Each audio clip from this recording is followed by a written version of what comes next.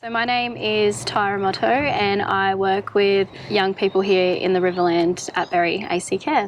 And my name is Tenesha and I also work with young children here at Berry ac.care. We decided that we would start a Aboriginal resource pack for our Indigenous kids in care. For our children, we want to connect them to culture as much as possible, and this is the way that we have decided is easiest for the kids to be connected to culture. It was a massive gap coming in, to be honest, of kids coming into care and previously being connected or not previously being connected at all, and then that struggle for a non-Indigenous carer to make that connection.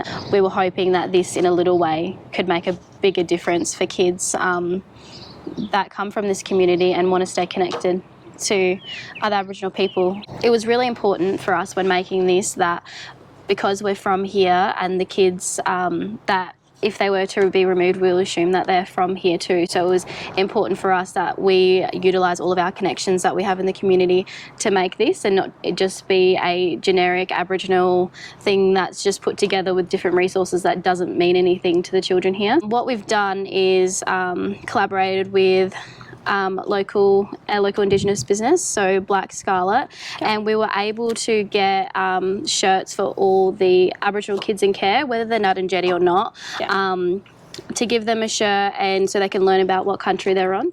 With our cards, with because they're Ngarrindjeri cards, and that Tyra and I are both Ngarrindjeri women, so we thought we'd make those for our kids in care because culture is, language and everything else is such a big part of it, and we don't want them to lose language because they aren't surrounded by language like what they used to be before they came into care. We also thought it would be really great to have interviews with elders so that we can pass on information to carers and the children about who our local elders are.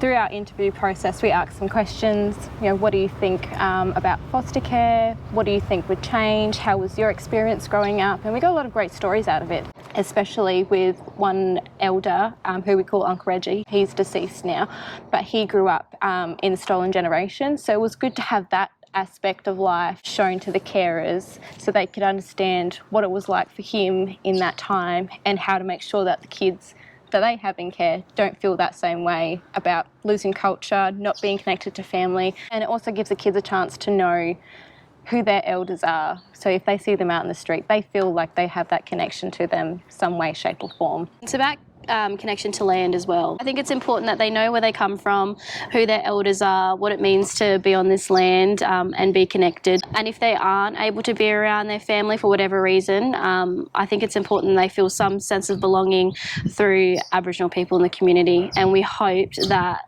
giving them pictures of elders and their stories will be able to bring that recognition. Kids come into care regardless of their race, but with Aboriginal people it seems to be a lot more stigma around it. So if we can help implement culture, we're not still in the stolen generation. It's just trying to help. So it's nearly as much as for the carer as it is for the child.